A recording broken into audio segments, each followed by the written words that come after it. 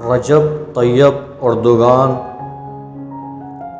یہ نام تعارف کا محتاج نہیں ہے، ہر کوئی جانتا ہے انہیں، جو 26 فروری 1954 قاسم پاشا استنبول ترکی میں پیدا ہوئے، جو ابھی ترکی کے 12ویں پریزیڈنٹ ہیں۔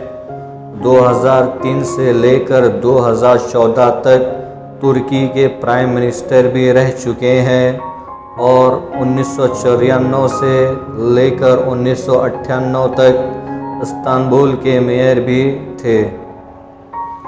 اس مرد مجاہد عظیم ہستی نے ایک تاریخی فتح حاصل کی ہے، جو 85 سال کے بعد آیا صوفیہ جو مسجد تھی جس کو اتا ترک نے میوزیم میں تبدیل کیا تھا، اس کو 2020 میں دوبارہ مسجد میں تبدیل کیا اور فتح سلطان محمد کے فتح کو برقرار رکھا۔ تو چلیے فرینڈز، سنتے ہیں رجب طیب اردوغان کے اقوال زرین۔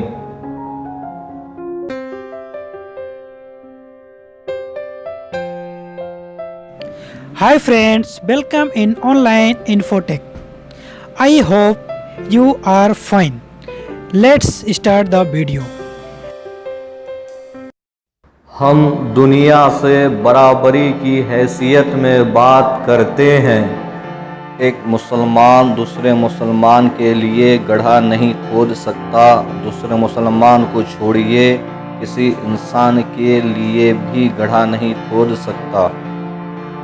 ہم کسی کی خدائی قبول نہیں کر سکتے سوائے اللہ سبحانہ تعالیٰ کے، عارضی چیزیں ہمارا خدا نہیں بن سکتی۔ آپ یہ کبھی بھی نہ بھولو، اگر تم ایمان والے ہو تو یقیناً برتر و اعلیٰ ہو۔ ہر اندھیری رات کے بعد صبح ہے، ہر خزاں کے بعد بہار ہے۔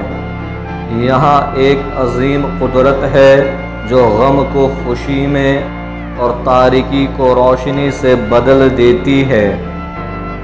وہ قوت مظلوموں کی آہ کا جواب اور صبر کرنے والوں کو کامیابی دیتی ہے۔ اللہ سے مدد مانگو، اس کے علاوہ غلبہ کا کوئی راستہ میں نہیں جانتا۔ جو ہمارا رب کہتا ہے اور جو ہمارے نبی صلی اللہ علیہ وسلم کہتے ہیں، ہم اس راہ پر چلیں گے۔